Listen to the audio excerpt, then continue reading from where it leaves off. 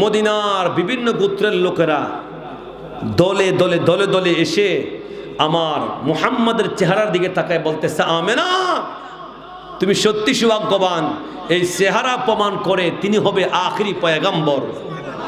আরো জোরে বলেন আল্লাহু আকবার। মদিনার বিভিন্ন গোত্রের লোকেরা, ইহুদির বড় বড় আলেমেরা সকাল বিকাল শুধু দৌড়াইয়া আসে আমেনার কাছে আর ডেকে ডেকে বলে, আমেনা ও আমেনা সত্যি তুমি সৌভাগ্যবান, এই চেহারা প্রমাণ করে আমরা তাওরাতে পেয়েছি, জাবুরে পেয়েছি, ইঞ্জিলে পেয়েছি, ওনারা চেহারা প্রমাণ করে উনি হবে আখেরি পয়গম্বর।